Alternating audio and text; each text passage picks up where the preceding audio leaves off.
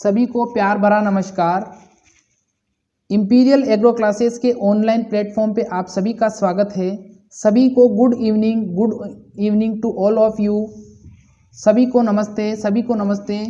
Please जल्दी से link को शेयर कर दीजिए ताकि ज़्यादा से ज़्यादा स्टूडेंट आ सकें। लिंक कोई शेयर नहीं करता है। आज मैंने देखा था BHU की क्लास में भी कोई ख़ास स्टूडेंट नहीं थे, तो प्लीज़ हो सकता है कल वो क्लास लगे या ना लगे। तो अगर न्यू स्टूडेंट हैं तो प्लीज़ वीडियो को लाइक करके चैनल सब्सक्राइब करके बेल आइकन को प्रेस कर लीजिए ताकि सारे नोटिफिकेशन आपके पास आते रहें और आप सारी क्लासों का हिस्सा बन सकें। तो चलिए शुरू करते हैं आज का रोमांचक सफ़र। क्वेश्चन नंबर फर्स्ट है हमारा, किस विटामिन से मनुष्य नपुंसक हो जाता है? किस विटामिन से मनुष्य नपुंसक हो जाता है? ऑप्शन ए है हमारा K, ऑप्शन बी है हमारा विटामिन D, ऑप्शन सी है विटामिन E और ऑप्शन डी है हमारा विटामिन A। बताइए जल्दी से कौन सा होगा इसका जवाब। किस विटामिन के कारण मनुष्य नपुंसक हो जाता है या किस विटामिन की कमी के कारण मनुष्य में नपुंसकता आ जाती है? आंसर दीजिए जल्दी से, ABCD दे दीजिए। जिसने ऑप्शन E जवाब दिया है या ऑप्शन सी जवाब दिया है विटामिन E, बिल्कुल सही जवाब है। जो विटामिन E होता है वो क्या होता है? विटामिन E की कमी के कारण मनुष्य में नपुंसकता आ जाती है। नेक्स्ट क्वेश्चन देखिए क्या कहता है। नेक्स्ट क्वेश्चन है हमारा, दूध में उपस्थित डाइसेकेराइड है। दूध में उपस्थित डाइसेकेराइड है। ऑप्शन ए है लैक्टोज, ऑप्शन बी है हमारा माल्टोज, ऑप्शन सी है फॉस्फेट और ऑप्शन डी है हमारा ग्लैक्टोज। बताइए जल्दी से दूध में उपस्थित डाइसेकेराइड क्या कहलाता है? दूध में उपस्थित डाइसेकेराइड क्या कहलाता है? ABCD। जिसने ऑप्शन ए जवाब दिया है लैक्टोज, बिल्कुल सही जवाब है। जो दूध में डाइसेकेराइड होता है या जो दूध की शर्करा होती है या कार्बोहाइड्रेट होता है वो कहलाता है लैक्टोज। तो लैक्टोज कार्बोहाइड्रेट भी होता है, शर्करा भी होती है। अगला सवाल देखिए क्या है। नेक्स्ट क्वेश्चन है हमारा, रात्रि का अंधापन किस विटामिन की कमी से होता है? रात्रि का अंधापन किस विटामिन की कमी से होता है? ऑप्शन ए है हमारा K, ऑप्शन बी है हमारा विटामिन D, ऑप्शन सी है हमारा विटामिन E और ऑप्शन डी है हमारा विटामिन A। बताइए जल्दी से रात्रि का अंधापन किसके कारण होगा? नाइट ब्लाइंडनेस भी इसको बोलते हैं, नाइट ब्लाइंडनेस के नाम से भी इसको जाना जाता है। बताइए इसका क्या जवाब होगा। जिसने ऑप्शन ए जवाब दिया है विटामिन A, बिल्कुल सही जवाब है। जो विटामिन A जब की कमी हो जाती है तो हमें नाइट ब्लाइंडनेस या रात्रि का अंधापन हो जाता है। रात के समय हमें बहुत कम दिखाई देने लग जाता है। तो नाइट ब्लाइंडनेस किससे होगा? विटामिन A की कमी से होगा। अगला सवाल देखिए क्या है। नेक्स्ट क्वेश्चन है, DNA में क्षारक युग्म किनके द्वारा जुड़े रहते हैं? DNA में क्षारक युग्म किनके द्वारा जुड़े रहते हैं? ऑप्शन ए है हमारा H बंद, ऑप्शन बी है हमारा K बंद, ऑप्शन सी है हमारा T बंद और ऑप्शन डी है हमारा S बंद। बताइए जल्दी से DNA में जो क्षारक होते हैं एडेनिन, ग्वानिन, थाइमिन और साइटोसिन, वो किससे जुड़े होते हैं? बताइए जल्दी से किस बंद के द्वारा जुड़े रहते हैं? जिसने ऑप्शन ए जवाब दिया है H बंद, बिल्कुल सही जवाब है। DNA में क्षारक युग्म किसके द्वारा जुड़े रहते हैं? H बंद के द्वारा जुड़े रहते हैं। हाइड्रोजन बॉन्ड बोलते हैं इसको। तो वहाँ एग्जाम में अगर H बंद लिखा हुआ आ जाए या H बॉन्ड आ जाए तो इसका मतलब होगा हाइड्रोजन बॉन्ड। अगला सवाल देखिए क्या है। नेक्स्ट क्वेश्चन है हमारा, निम्न में से कौन सा एक RNA में नहीं पाया जाता है? निम्न में से कौन सा एक RNA में नहीं पाया जाता है? ऑप्शन ए है हमारा यूरेसिल, ऑप्शन बी है हमारा रिबोज, ऑप्शन सी है हमारा फॉस्फेट और ऑप्शन डी है हमारा थाइमीन। बताइए जल्दी से RNA में कौन सा नहीं पाया जाएगा? यूरेसिल, रिबोज, फॉस्फेट या फिर थाइमीन। इंपॉर्टेंट है, बहुत इंपॉर्टेंट क्वेश्चन है ये। जिसने थाइमीन जवाब दिया है बिल्कुल सही जवाब है। जो थाइमीन होता है वो RNA में नहीं पाया जाता, DNA में पाया जाता है। अगला सवाल देखिए क्या है। नेक्स्ट क्वेश्चन है हमारा, DNA की सबसे बड़ी क्रियात्मक इकाई है। DNA की सबसे बड़ी क्रियात्मक इकाई है। ऑप्शन ए है हमारा सिस्ट्रॉन, ऑप्शन बी है रेकॉन, ऑप्शन सी है मैकॉन और ऑप्शन डी है कोई नहीं। बताइए जल्दी से। ये देखिए ये DNA की संरचना है। DNA होता है डबल स्ट्रैंडेड और ये RNA की संरचना है। RNA हमेशा होता है सिंगल स्ट्रैंडेड। DNA क्या करता है? DNA का मुख्य कार्य होता है जो जेनेटिक मटेरियल या जेनेटिक इन्फॉर्मेशन होती है उसको एक पीढ़ी से दूसरी पीढ़ी में ले जाना। और जो आरएनए होता है उसका मुख्य पर्पस क्या होता है? उसका मुख्य पर्पस हमेशा से ये रहता है कि वो हमेशा ही प्रोटीन निर्माण में मदद करता है। किसमें मदद करता है? प्रोटीन निर्माण में मदद करता है। तो इसका जवाब दीजिए, डीएनए की सबसे बड़ी क्रियात्मक इकाई क्या कहलाएगी? जिसने जवाब दिया है सिस्ट्रॉन, बिल्कुल सही जवाब है। डीएनए की सबसे बड़ी क्रियात्मक इकाई क्या कहलाएगी? सिस्ट्रॉन कहलाती है। अगला सवाल देखिए क्या है। नेक्स्ट क्वेश्चन है हमारा, निम्न में से कौन सा कथन B12 के लिए सही है? निम्न में से कौन सा कथन B12 यानी B12 विटामिन के लिए सही है? ऑप्शन ए है हमारा, इनमें कोबाल्ट परमाणु होता है। ऑप्शन बी है हमारा, यह पौधों में पाया जाता है। ऑप्शन सी है, इसकी सूक्ष्म मात्रा की आवश्यकता होती है। और ऑप्शन डी, उपरोक्त सभी। बताइए जल्दी से, निम्न में से कौन सा कथन B12 के लिए सही माना जाता है या सही है? B12 का बताना है B12। जिसने उपरोक्त सभी जवाब दिया है बिल्कुल सही जवाब है। जो कोबाल्ट होता है या B12 होता है, उसमें क्या होता है? कोबाल्ट पाया जाता है, वो पौधों में भी पाया जाता है और इसकी सूक्ष्म मात्रा की हमें आवश्यकता होती है। तो इम्पोर्टेंट है, तीनों ही पॉइंट इम्पोर्टेंट है, ध्यान रखना। कोबाल्ट पौधों में और सूक्ष्म मात्रा की आवश्यकता। अगला सवाल देखिए क्या कहता है। अगला सवाल है, मटर का वानस्पतिक नाम पाइसम चटाइवम। जो द्विनाम पद्धति है उसमें वंश और जाति से मिलकर क्या होता है? नाम बनाया जाता है। वंश और जाति से मिलकर क्या होता है? नाम बनाया जाता है। ओल्ड स्लाइड है, कोई दिक्कत नहीं है। अगला सवाल है, जंतु कोशिका में संचित भोजन किस रूप में होता है? बताना है आपको, जंतु कोशिका में संचित भोजन किस रूप में पाया जाता है? ऑप्शन ए है हमारा वसा व ग्लाइकोजन। ऑप्शन बी है हमारा प्रोटीन। ऑप्शन सी है हमारा खनिज लवण। और ऑप्शन डी है हमारा कार्बोहाइड्रेट। बताइए जल्दी से क्या होगा इसका जवाब। जंतु कोशिका में संचित भोजन किस रूप में होता है? जंतु कोशिका में संचित भोजन किस रूप में होता है? बताना है आपको, ए, बी, सी या डी। जिसने ऑप्शन ए जवाब दिया है वसा व ग्लाइकोजन, बिल्कुल सही जवाब है। जंतु कोशिका में क्या होता है? जंतु कोशिका में जो संचित भोजन होता है वो वसा और ग्लाइकोजन के रूप में संरक्षित रहता है या संचित रहता है। आगे मैं आपको बताऊंगा कि किस प्रकार से आप ये स्लाइड्स हैं ये ले सकते हैं मेरे से। नया एक प्रोग्राम चालू किया है। नेक्स्ट क्वेश्चन है हमारा, किस वैज्ञानिक ने द्विनाम पद्धति का विकास किया था? किस वैज्ञानिक ने द्विनाम पद्धति बायोनॉमिनल नोमेनक्लेचर का डेवलपमेंट किया था? बताइए, John Mendel, Carolus Linnaeus, Bateson या पीटरसन। बताइए जल्दी से, द्विनाम पद्धति किसने दी थी? जिसने ऑप्शन बी जवाब दिया है कैरोलस लिनियस, बिल्कुल सही जवाब है। जो द्विनाम पद्धति के प्रतिपादक करता थे वो कौन थे? कैरोलस लिनियस या कोर्ल लिनियस भी इनको बोला जाता है। अगला सवाल देखिए क्या कहता है।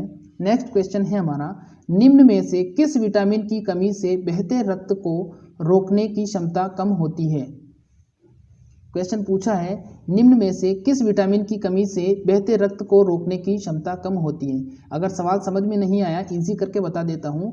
क्वेश्चन पूछा है विटामिन की या ऐसे कौन से विटामिन की शरीर में कमी हो जाएगी जिससे बहता हुआ जो रक्त होगा उसको रोकने की क्षमता कम हो जाएगी? तो विटामिन के, विटामिन डी, विटामिन ई या फिर विटामिन ए। बताइए जल्दी से क्या होगा इसका जवाब, ए, बी, सी या डी? विटामिन के, विटामिन डी, विटामिन ई या फिर विटामिन ए? जिसने ऑप्शन ए जवाब दिया है या विटामिन के जवाब दिया है बिल्कुल सही जवाब है। अगर हमारे रक्त में विटामिन के की कमी हो जाती है तो के की कमी से क्या होता है? के की कमी से जो हमें चोट लग जाती है तो उस समय रक्त का जो थक्का बनने का प्रोसेस या क्रिया होती है वो क्रिया क्या हो जाती है? वो क्रिया बंद हो जाती है या धीरे हो जाती है या उसका असर कम हो जाता है। अगला सवाल देखिए क्या है। प्रोटीन मानव शरीर में निम्न एंजाइम की उपस्थिति में एमिनो अम्ल में अपघटित होते हैं। बताइए जल्दी से क्या होगा इसका जवाब। प्रोटीन मानव शरीर में निम्न एंजाइम की उपस्थिति में एमिनो अम्ल में अपघटित होते हैं। Option A trypsin, option B pepsin, option C A और बी दोनों और ऑप्शन डी कोई नहीं। बताइए जल्दी से, जो प्रोटीन होते हैं वो मानव शरीर में किस एंजाइम की उपस्थिति के कारण अमीनो अम्ल में विघटित होंगे या परिवर्तित होंगे या अपघटित होंगे? जिसने पेप्सिन जवाब दिया है बिल्कुल सही जवाब है। जो पेप्सिन होता है वो क्या करता है? वो एमिनो अम्लों को क्या कर देता है? अपघटित कर देता है। अगला सवाल देखिए क्या है। नेक्स्ट क्वेश्चन है हमारा,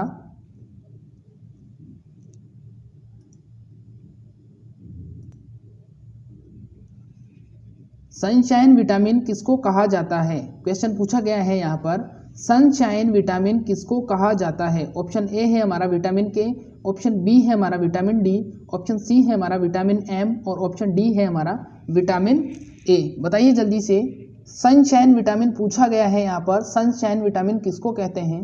अगर आपको हमारी ये सभी स्लाइड्स चाहिए तो उसके लिए एक मेरे पास बहुत ही अच्छा प्लान है, वो बताऊंगा मैं आपको क्लास के लास्ट में कि किस प्रकार से आप हमारी सारी पुरानी और नई स्लाइड्स को आप ले सकते हो अपने मोबाइल में।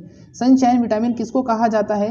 जिसने जवाब दिया है विटामिन के बिल्कुल सही, विटामिन डी बिल्कुल सही जवाब है। जो विटामिन डी होता है वो क्या कहलाता है? सनशाइन विटामिन कहलाता है। या उसे हम कैसे प्राप्त करते हैं? जब हम हल्की सूरज की रोशनी होती है, सुबह सुबह जब हल्की सूरज की रोशनी होती है तो उस दौरान जो विटामिन ये डी होता है ये हमारे शरीर में हड्डियों के अंदर बनता है। कहाँ पर बनता है? हमारे शरीर में हड्डियों के अंदर बनता है। जब धीमी रोशनी या सूरज की लाल रोशनी होती है तब ही इसका निर्माण होता है। जो चिलचिलाती धूप होती है उस समय नहीं होता है, सुबह सुबह ही इसका निर्माण होता है। तो ध्यान रखना, सनशाइन विटामिन किसको कहते हैं? विटामिन डी को कहते हैं। इंपॉर्टेंट क्वेश्चन है, आ सकता है। अगला सवाल देखिए क्या कहता है। नेक्स्ट क्वेश्चन है हमारा, इसको ध्यान से सुनना। शरीर क्रिया विज्ञान की दृष्टि से वह महत्वपूर्ण पदार्थ जिसकी कमी के कारण शरीर की वृद्धि रुक जाती है। क्वेश्चन को ध्यान से देखिए। शरीर क्रिया विज्ञान की दृष्टि से वह महत्वपूर्ण पदार्थ जिसकी कमी के कारण शरीर की वृद्धि रुक जाती है। ऑप्शन ए है हमारा विटामिन, ऑप्शन बी है हमारा प्रोटीन, ऑप्शन सी है हमारा वसा और ऑप्शन डी है हमारा खनिज लवण। बताइए जल्दी से इसका क्या जवाब होगा? शरीर क्रिया विज्ञान की दृष्टि से वह महत्वपूर्ण पदार्थ जिसकी कमी के कारण शरीर की वृद्धि रुक जाती है। जिसने ऑप्शन ए जवाब दिया है विटामिन, बिल्कुल सही जवाब है। जो विटामिन होता है उसकी कमी के कारण क्या होता है? उसकी कमी के कारण हमारा जो शरीर की वृद्धि या ग्रोथ होती है वो रुक जाती है। शरीर की वृद्धि या ग्रोथ होती है वो क्या हो जाती है? रुक जाती है। तो विटामिन की कमी को शरीर में नहीं होने देना चाहिए, वरना इससे विभिन्न प्रकार के रोग भी होते हैं और रोगों के साथ साथ शरीर की वृद्धि भी रुक जाती है। देखिए अगला सवाल क्या है। देखिए नेक्स्ट क्वेश्चन क्या है हमारा। नेक्स्ट क्वेश्चन है, जीवाणुभोजी या बैक्टीरियोफेज की खोज किसने की थी? जीवाणुभोजी या बैक्टीरियोफेज की खोज किस वैज्ञानिक ने की थी? ऑप्शन ए है हमारा फिशर, ऑप्शन बी है हमारा पास्चर, ऑप्शन सी है हमारा E.T. वार्थ और ऑप्शन डी है हमारा डाल्टन। बताइए जल्दी से। देखिए जो जीवाणुभोजी की संरचना होती है वो संरचना इस प्रकार की होती है। इसे जीवाणुभोजी की संरचना बताया गया है। और जीवाणुभोजी क्या करता है? जीवाणुभोजी का मुख्य भोजन होता है जीवाणु। ये मुख्य प्रकार का एक वायरस होता है और ये क्या करता है? ये जीवाणु को भोजन के रूप में ग्रहण करता है। जो हमारा गंगाजल होता है उसमें जीवाणुभोजी पाए जाते हैं। इसी कारण जो गंगाजल होता है वो लंबे समय तक सड़ता नहीं है, क्योंकि जैसे ही उसके अंदर जीवाणु उत्पन्न होते हैं उन जीवाणुओं को भोजन के रूप में ग्रहण कर लेता है बैक्टीरियोफेज और जो पानी होता है वो शुद्ध बना रहता है। तो ये एक बिल्कुल साइंटिफिक फैक्ट था।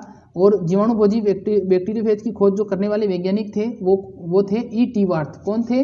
E.T. वार्थ नामक साइंटिस्ट थे। उन्होंने क्या किया था? उन्होंने जीवाणुभोजी की खोज की थी। अब से जो क्लासेस होंगी और जो स्लाइड्स होंगी बिल्कुल इसी प्रकार की स्लाइड्स होंगी, क्योंकि किसी तकनीकी समस्या के कारण जो स्लाइड्स थी वो आपको इस प्रकार की देखने की मिल रही थी। ये देखिए, ये इस प्रकार का आपको इंटरफेस देखने को मिल रहा था अभी 2-3 दिन से, लेकिन अब वापस से ठीक हो गया है। अब जो स्लाइड्स आएंगी वो इसी प्रकार की आएगी, बिल्कुल HD में आएगी, ताकि आपको समझने में आसानी रहे और आपको देखने में भी आसानी रहे। तो अगर अभी तक भी आपको साफ नहीं दिखाई दे रहा है तो यहाँ पर देखो 3 डॉट है, आपकी वीडियो चल रही है, यहाँ पर 3 डॉट है, उस पर जैसे ही क्लिक करोगे तो यहाँ क्वालिटी का ऑप्शन आएगा। बहुत बार मुझे कमेंट करते हैं स्टूडेंट कि सर साफ नहीं दिख रहा। हमारी तरफ से बिल्कुल क्लियरिटी पूरी है, फुल HD है, आपकी तरफ से ठीक करिए उसको। और यहाँ पर क्वालिटी आएगी, उस पर आप 360 पर क्लिक कर लीजिए, जिससे आपको पूरा HD में दिखाई देगा। ठीक है। तो जीवाणुभोजी की खोज E.T. वार्थ ने की थी। इसकी संरचना ऐसी होती है, जीवाणुभोजी क्या करता है? जीवाणु को भोजन के रूप में ग्रहण करता है और एक विशेष प्रकार का बैक्टीरिया होता है। अगला सवाल देखिए क्या है। नेक्स्ट क्वेश्चन है हमारा, कोशिका झिल्ली किसकी बनी होती है? देखो कुछ स्लाइड्स में वापस से इंक्लूड करता हूं ताकि आपका रिवीजन हो सके। तो क्वेश्चन पूछा है, कोशिका झिल्ली किसकी बनी होती है? ऑप्शन ए है हमारा वसा, ऑप्शन बी है हमारा protein plus lipid, option C है हमारा खनिज लवण और ऑप्शन डी है हमारा सेल्यूलोज। बताइए जल्दी से। देखिए ये संरचना है, किसकी संरचना है? कोशिका की संरचना है। और कोशिका के बाहर जो ये चीज़ दिख रही है, ये क्या होती है? ये प्लाज्मा झिल्ली होती है। इसको सेल मेम्ब्रेन भी बोलते हैं। देखिए जवाब जिसने प्रोटीन प्लस लिपिड दिया है बिल्कुल सही जवाब है। जो कोशिका झिल्ली बनी होती है वो प्रोटीन और लिपिड की बनी होती है और ये त्रिस्तरीय होता है। त्रिस्तरीय होता है, पहले प्रोटीन होता है, फिर लिपिड होता है, फिर वापस से प्रोटीन होता है। तो 3 स्तरीय 3 परतें होती हैं जो पूरी कोशिका झिल्ली का निर्माण करती हैं। ठीक है, अगला सवाल देखिए क्या है। नेक्स्ट क्वेश्चन है हमारा, कोशिका भित्ति किसकी बनी होती है। क्वेश्चन पूछा है कोशिका भित्ति, तो कोशिका झिल्ली तो हमेशा उसमें पाई जाएगी जंतु कोशिका में, और कोशिका भित्ति किस में पाई जाएगी, पादप कोशिका में। तो आपको बताना है कोशिका भित्ति किसकी बनी होती है। वसा, प्रोटीन प्लस लिपिड, खनिज लवण और सेल्यूलोज। बताइए जल्दी से कोशिका भित्ति किसकी बनी होती है। वापस से ये इंटरफेस देखने को मिलेगा आपको कल से, कोई दिक्कत नहीं है। क्वेश्चन जिसने जवाब दिया है सेल्यूलोज बिल्कुल सही जवाब है। जो कोशिका भित्ति बनी होती है वो सेल्यूलोज की बनी होती है। अब देखिए ये कोशिका है, प्लांट सेल है जिसको जंतु कोशिका कहते हैं। इसके बाहर देखिए ये मोटा सख्त आवरण दिखाई दे रहा है आपको, ये क्या कहलाएगा, ये कहलाएगा कोशिका भित्ति। क्या कहलाएगा, कोशिका भित्ति कहलाएगा। और ये बिल्कुल ठोस होता है, दृढ़ होता है और क्या करता है, कोशिका को मजबूती प्रदान करता है, सुरक्षा प्रदान करता है। किसका बना होता है, सेल्यूलोज का बना होता है। और सेल्यूलोज क्या है, सेल्यूलोज एक पॉलीसेकेराइड है। इस चीज का भी आप ध्यान रखें, क्वेश्चन किसी भी प्रकार से आपसे पूछा जा सकता है। नेक्स्ट क्वेश्चन देखिए क्या है। मकरंद या नेक्टर प्राप्त होता है। मकरंद या नेक्टर प्राप्त होता है। ऑप्शन ए है हमारा पुष्प से, ऑप्शन बी है हमारा पत्ती से, ऑप्शन सी जड़ से और ऑप्शन डी तने से। बताइए जल्दी से, मकरंद या नेक्टर किससे प्राप्त होगा, पुष्प से, पत्ती से, जड़ से या फिर तने से। जिसने पुष्प जवाब दिया है बिल्कुल सही जवाब है। जो मधुमक्खियाँ होती हैं वो क्या करती है, वो मकरंद लाती है पुष्प से जाकर या नेक्टर लाती है, फिर छत्ते में लाकर फिर क्या करती है, शहद का निर्माण करती हैं। और जो सबसे उच्च क्वालिटी का शहद होता है उसका कलर हमेशा सफ़ेद होता है। हाँ बिल्कुल सही कह रहा हूँ मैं, सफ़ेद कलर का होता है, क्योंकि आज तक आपने सफ़ेद शहद देखा नहीं है इसलिए आप ऐसा कह रहे हो। जब आप बड़ी क्लास में आ जाओगे, कॉलेज में आ जाओगे और बुक्स में पढ़ोगे तब आपको पता चलेगा।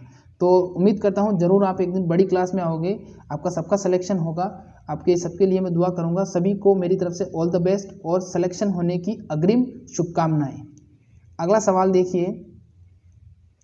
नेक्स्ट क्वेश्चन है, उभयलिंगी पुष्प में पाए जाते हैं।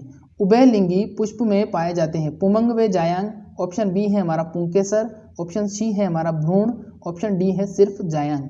इंपॉर्टेंट है क्योंकि उभयलिंगी किस में पूछी जाती है आपसे, और उभयलिंगी पढ़ाया जाता है जब आपको पपीते के अंदर, एग्रीकल्चर में भी काम आएगा और बायोलॉजी में भी काम आएगा। तो बताइए जल्दी से, उभयलिंगी पुष्प में क्या क्या पाया जाता है, पुमंग व जायांग, पुंकेसर, भ्रूण या सिर्फ जायांग। इंपॉर्टेंट क्वेश्चन है, बीएचयू में भी आया हुआ है। बीएचयू में आज हालत बहुत खराब थी, स्टूडेंट बहुत कम थे। उभयलिंगी पुष्प में क्या पाया जाएगा, बताइए जल्दी से, पुमंग व जायांग, पुंकेसर, भ्रूण, सिर्फ जायांग। जिसने जवाब दीजिए जल्दी से। उभयलिंगी में जिसने जवाब दिया है पुमंग व जायांग बिल्कुल सही जवाब है। जो उभयलिंगी होता है उसमें क्या पाया जाता है, पुमंग व जायांग दोनों पाए जाते हैं।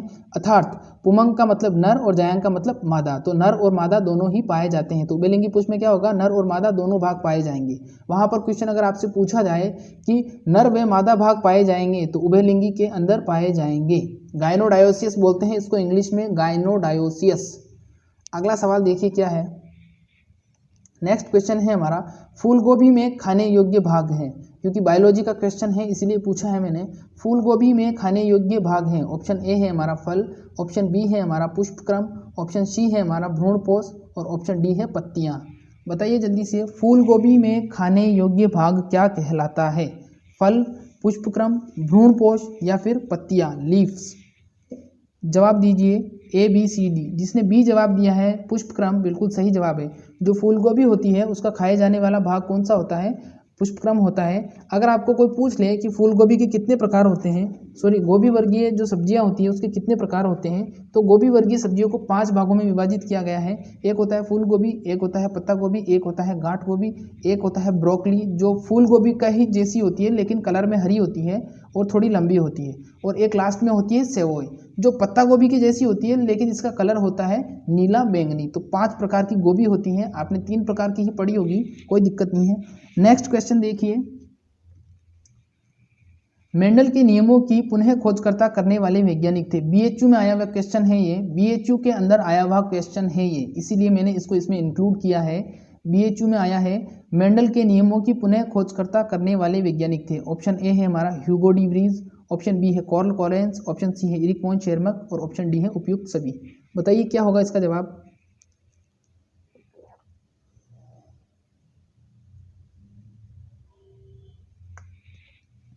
जिसने जवाब दिया है उपयुक्त सभी, बिल्कुल सही जवाब है।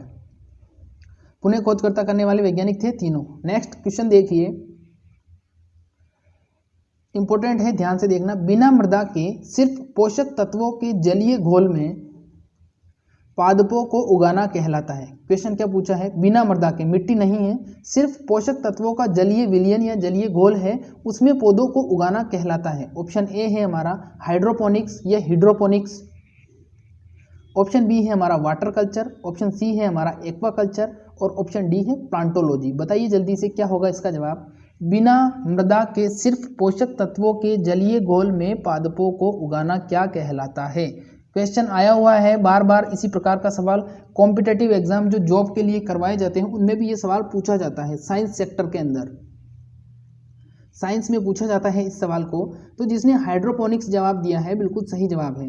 जो हाइड्रोपोनिक्स होता है उसमें क्या करते हैं, पौधों के जलीय विलयन में हम क्या करते हैं, पौधों को उगाते हैं। आपने कभी अपने घर में लगाया होगा मनी प्लांट, उसको बोलते हैं। मनी प्लांट को क्या करते हैं, एक बोतल में पानी भरा, पानी भरने के बाद में उसको क्या कर देते हैं, उसमें उसको सीधा डाल देते हैं और वो लंबे समय तक चलता रहता है। तो वो भी एक हाइड्रोपोनिक्स का एग्जाम्पल हो सकता है या माना जा सकता है। अगला सवाल देखिए क्या कहता है। नेक्स्ट है, केंद्रक के बाहर जालिकानुमा संरचना होती है जो कोशिका को ढांचा और मजबूती प्रदान करती है, क्या कहलाती है। क्वेश्चन वापस देख लीजिए, समझ में नहीं आया तो। क्वेश्चन पूछा है यहाँ पर, केंद्रक के बाहर जालिकानुमा संरचना होती है जो कोशिका को ढांचा और मजबूती प्रदान करती है, क्या कहलाती है। ऑप्शन ए है अंतःप्रद्रवी जालिका, ऑप्शन बी हरित लवक, ऑप्शन सी तारक काय और ऑप्शन डी है हमारा सेंट्रोसोम।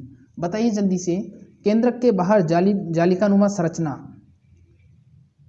जिसने ऑप्शन ए जवाब दिया है अंतःप्रद्रवी जालिका, बिल्कुल सही जवाब है। अंतःप्रद्रवी जालिका क्या होती है, एक नलिकानुमा संरचना होती है या जालिकानुमा संरचना होती है जो कोशिका को मजबूती प्रदान करती है, ढांचा प्रदान करती है और केंद्रक के बाहर होती है, केंद्रक के अंदर नहीं होती। अगर आपसे पूछ लिया जाए कि अंतःप्रद्रवी जालिका या एंडोप्लाज्मिक रेटिकुलम, जिसको ER बोलते हैं, की खोज किसने की थी, तो एक साइंटिस्ट थे जिनका नाम था पोर्टर। पोर्टर नामक साइंटिस्ट ने एंडोप्लाज्मिक रेटिकुलम की खोज की थी। ठीक है, इंपॉर्टेंट है। अगला सवाल देखिए क्या है। नेक्स्ट है, केंद्रक के अंदर पाया जाने वाला या पाए जाने वाली केंद्रिका की खोज किसने की थी। केंद्रक के अंदर पाए जाने वाली केंद्रिका यानी कि न्यूक्लियोलस की खोज किसने की थी, बताना है आपको। बताइए जल्दी से, न्यूक्लियोलस की खोज। ऑप्शन ए है हमारा मिशर या F मिस्चर भी बोलते हैं इसको, ऑप्शन बी है बेंथम, ऑप्शन सी है हुकर और ऑप्शन डी है रॉबर्ट हुक। बताइए केंद्रक के अंदर पाया जाने वाला केंद्रिका की खोज किसने की थी, मिशर, बेंथम, हुकर या Robert Hooke. A, B, C या फिर D। जिसने जवाब दिया है ऑप्शन ए वाला मिशर या F मिशर भी बोलते हैं इसको, उसने क्या किया था, उन्होंने केंद्रिका की खोज की थी। केंद्रिका क्या होती है, केंद्रक के अंदर पाए जाने वाली एक दृढ़ गोलाकार संरचना, केंद्रक के अंदर पाए जाने वाली एक दृढ़ गोलाकार संरचना जो केंद्रक द्रव में धसी हुई होती है, क्या कहलाती है, कहलाती है वो केंद्रिका। अगर आपसे पूछ लिया जाए कोशिका द्रव में धसी हुई गोल संरचना, कोशिका द्रव में धसी हुई गोल संरचना क्या कहलाती है, तो कोशिका द्रव में तो केंद्रक और केंद्रक द्रव में केंद्रिका। इंपॉर्टेंट है, इसी प्रकार के आपको क्वेश्चन घुमा के पूछेगा वो, इसीलिए सारे लेक्चर्स अटेंड कीजिए, ज़्यादा से ज़्यादा माइंड को दौड़ाइए, टेस्ट सीरीज को ज्वाइन कीजिए। नेक्स्ट क्वेश्चन है हमारा, निम्न में से किस विटामिन के जलीय विलयन का रंग गुलाबी होता है। क्वेश्चन क्या पूछा है, निम्न में से किस विटामिन के जलीय विलयन का रंग गुलाबी होता है। ऑप्शन ए है हमारा विटामिन B1, ऑप्शन बी है हमारा विटामिन B2, ऑप्शन सी है हमारा विटामिन B3, ऑप्शन डी है हमारा विटामिन B12। बताइए किस विटामिन का जलीय विलयन गुलाबी रंग का होगा। क्वेश्चन आया हुआ है इसीलिए इसको इंक्लूड किया गया है। बताइए किस विटामिन का जलीय विलयन गुलाबी रंग का होगा। जिसने ऑप्शन डी जवाब दिया है B12, बिल्कुल सही जवाब है। जो विटामिन B12 का जलीय विलयन होता है वो क्या होता है, विटामिन B12 का जलीय विलयन हल्के गुलाबी रंग का होता है, हल्का गुलाबी रंग लिए होता है। अगला सवाल देखिए क्या पूछा है।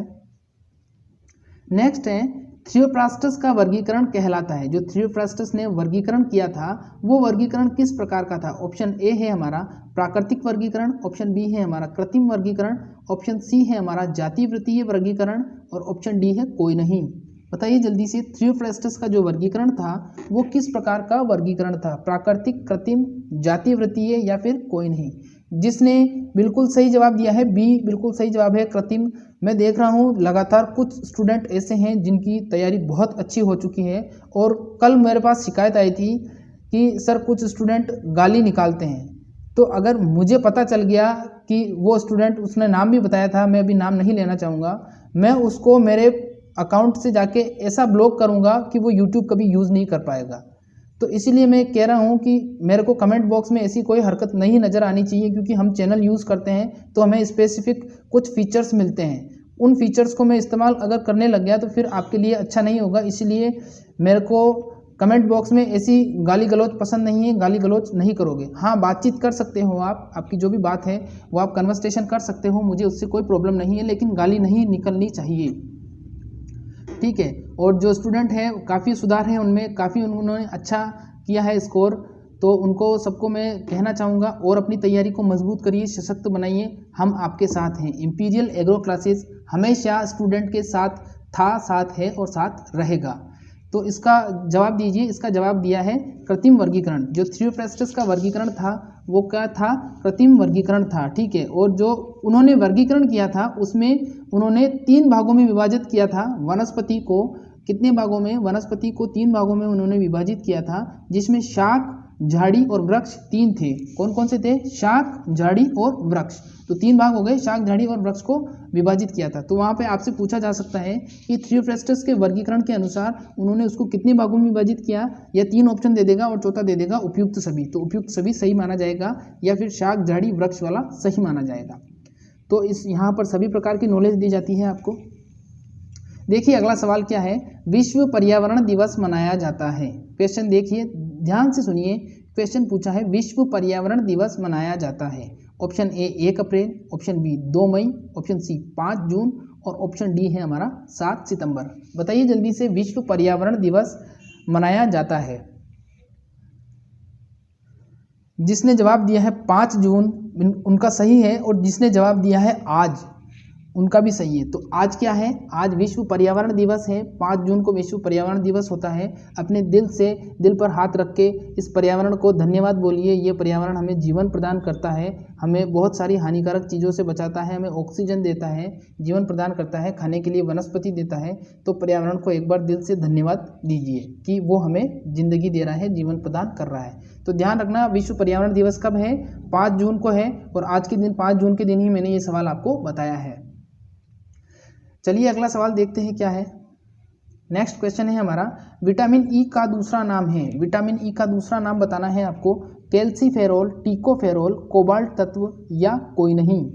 विटामिन ई का दूसरा नाम बताना है आपको। कैल्सीफेरोल, टिकोफेरोल, कोबाल्ट तत्व या कोई नहीं। एक ना एक विटामिन का आपको दूसरा नाम या केमिकल फॉर्मूला या केमिकल नेम पूछा जाएगा, बिल्कुल श्योर पूछा जाएगा आपसे, क्योंकि 80% तो आपसे वो पूछ लेता है या तो विटामिन बी का, या फिर पूछ लेता है आपसे वो विटामिन सी का। तो विटामिन सी का एस्कॉर्बिक एसिड होता है, और विटामिन के अलग अलग फॉर्म है, तो विटामिन B1 के आपको अलग से याद करने पड़ेंगे। और विटामिन ई का जिसने टिकोफेरोल जवाब दिया है, बिल्कुल सही जवाब है। जो विटामिन ई होता है वो किससे होता है? विटामिन ई का जो दूसरा नाम है वो क्या है? टिकोफेरोल है। अगला सवाल देखिए क्या है। नेक्स्ट क्वेश्चन है हमारा, विटामिन B12 का दूसरा नाम बताना है आपको। विटामिन B12 का दूसरा नाम थायमीन, कैल्सीफेरोल, टिकोफेरोल या साइनोकोबालेमीन। साइनोकोबालेमीन। बताइए, विटामिन B12 का दूसरा नाम थायमीन, कैल्सीफेरोल, टिकोफेरोल या साइनोकोबालेमीन। बहुत ही इंपॉर्टेंट क्वेश्चन है। सभी बच्चों की तैयारी अच्छी हो गई है। सभी बच्चों को मेरी तरफ से अग्रिम शुभकामनाएं सिलेक्शन की। जिसने साइनोकोबालेमीन जवाब दिया है, बिल्कुल सही जवाब है। साइनोकोबालेमीन बिल्कुल सही जवाब है। जो विटामिन B12 होता है उसका दूसरा नाम क्या है? साइनोकोबालेमीन होता है। अगला सवाल देखिए क्या है। नेक्स्ट क्वेश्चन है, परागकण है। इंपॉर्टेंट है, बहुत ज़्यादा इंपॉर्टेंट। क्वेश्चन को ध्यान से समझिएगा। क्वेश्चन पूछा है परागकण है। या पोलन ग्रेन्स बोलते हैं इनको इंग्लिश में। क्या क्या है? अपूर्ण विकसित भ्रूण, थोड़ा भ्रूण गलत प्रिंट हो गया है, कोई बात नहीं। अपूर्ण विकसित नर युग्मक, ऑप्शन सी है हमारा मात्र कोशिका और ऑप्शन डी है नर शुक्राणु। बताइए परागकण क्या है? अपूर्ण विकसित भ्रूण, अपूर्ण विकसित नर युग्मक, मात्र कोशिका या नर शुक्राणु। जिसने जवाब दिया है ऑप्शन बी वाला बिल्कुल सही जवाब है, और जिसने डी जवाब दिया है उनका जवाब नर नर तक ठीक है लेकिन शुक्राणु नहीं है, तो नर शुक्राणु ये गलत जवाब है। अपूर्ण विकसित नर युग्मक, तो परागकण क्या कहलाएगा? परागकण कहलाएगा अपूर्ण विकसित नर युग्मक। परागकण अपूर्ण विकसित नर युग्मक होता है, ध्यान रखना, इंपॉर्टेंट क्वेश्चन है ये। अगला सवाल देखिए क्या पूछा है। नेक्स्ट है, एक पूर्ण पुष्प में पाया जाता है, यह भी बहुत ज़्यादा इंपॉर्टेंट क्वेश्चन है, बार बार रिपीटेड सवाल है, पूछा जाता है।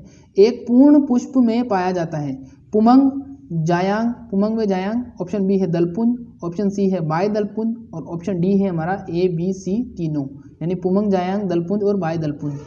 बताइए एक पूर्ण पुष्प में क्या क्या पाया जाता है? इंपॉर्टेंट सवाल है। एक पूर्ण पुष्प में, जिसने डी जवाब दिया है बिल्कुल सही जवाब है, और जिसका ए जवाब है उनका गलत है। एक पूर्ण पुष्प में क्या क्या पाया जाएगा? पुमंग, जायांग, दलपुंज और बाय दलपुंज, ये चारों चक्र जो होते हैं ये चारों चक्र ही पाए जाते हैं। तो एक पूर्ण पुष्प में ये चारों चक्र पाए जाएंगे, पुमंग, जायांग, दलपुंज और बाय दलपुंज। नेक्स्ट क्वेश्चन देखिए क्या है, थोड़ा सा साउंड पोल्यूशन है। नेक्स्ट क्वेश्चन है एपोमिक्सिस कहलाता है, ये भी रिपीटेड वाला सवाल है। आज बहुत ही अच्छे क्वेश्चन लाया हूँ आपके लिए, बहुत ज़्यादा इंपॉर्टेंट है, तो पूरी क्लास को अटेंड करिएगा, बहुत फायदा होगा आपको।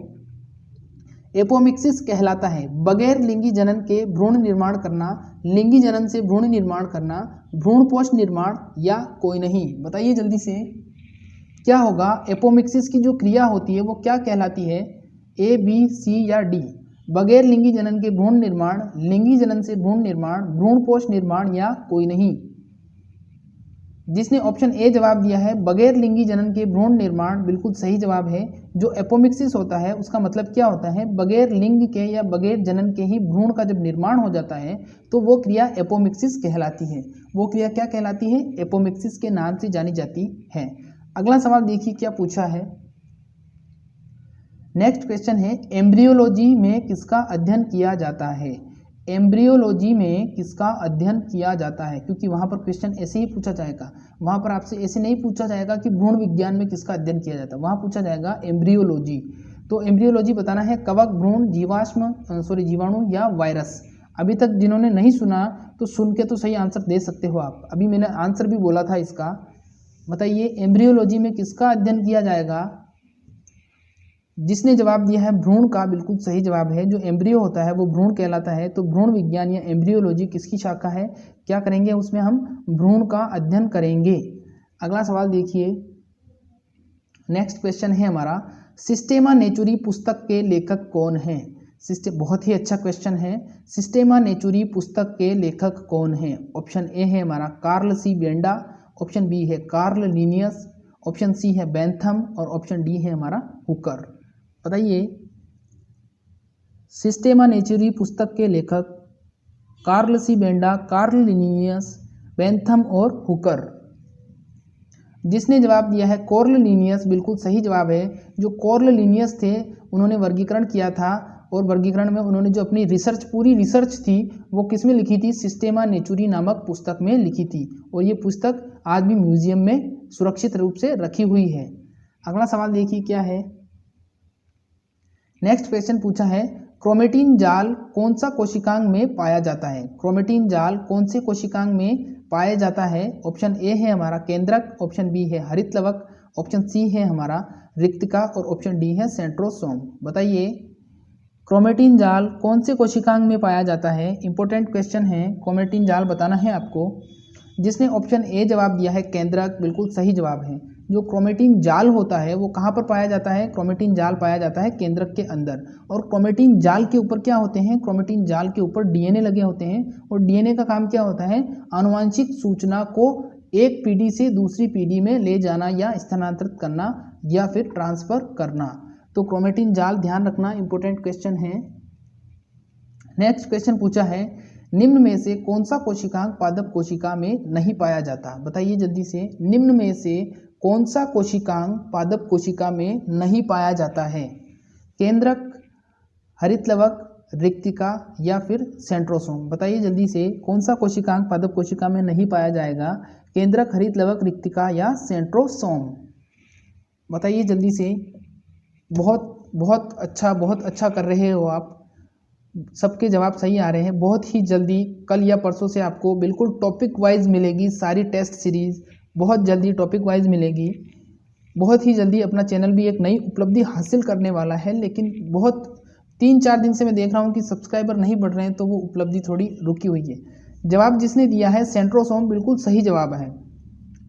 जो कोशिका है, पादप कोशिका में क्या नहीं होता है?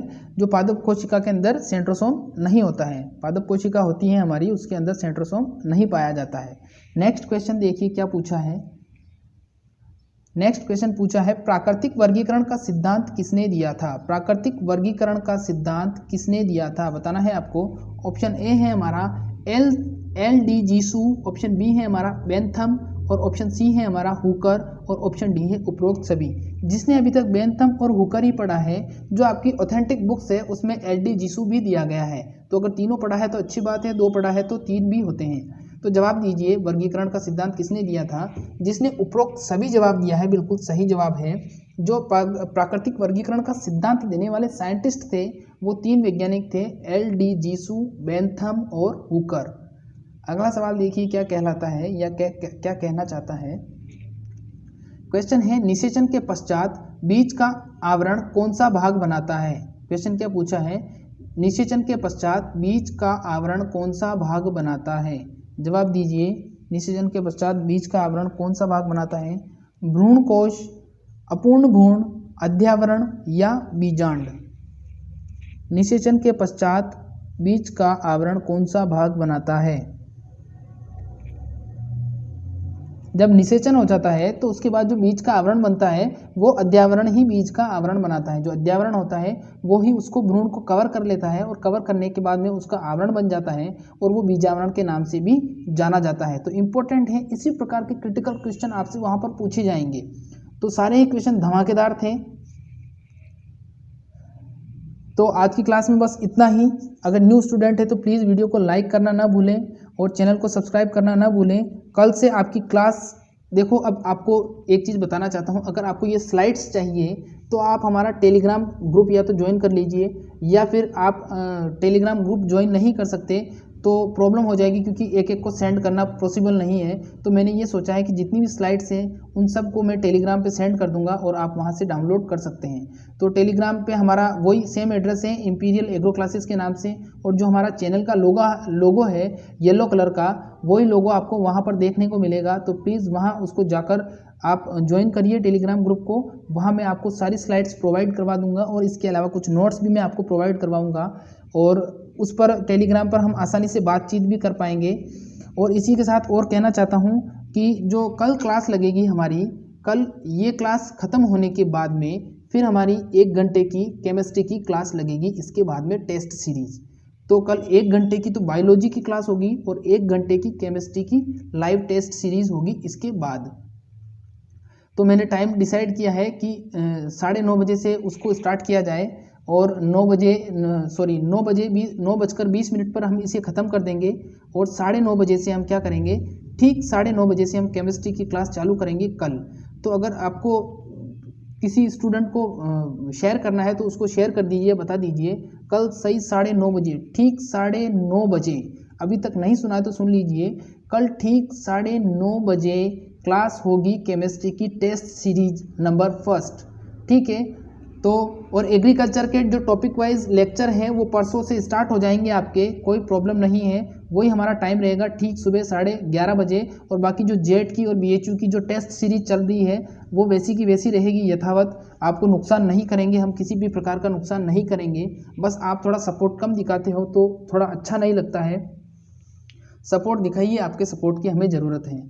तो आज की क्लास में बस इतना ही पढ़ेंगे, और मिलते हैं सुबह सही ठीक 11 बजे, 11:30 बजे। तब तक के लिए नमस्कार। घर पर रहिए, सुरक्षित रहिए, बाहर तो बेटा कोरोना है।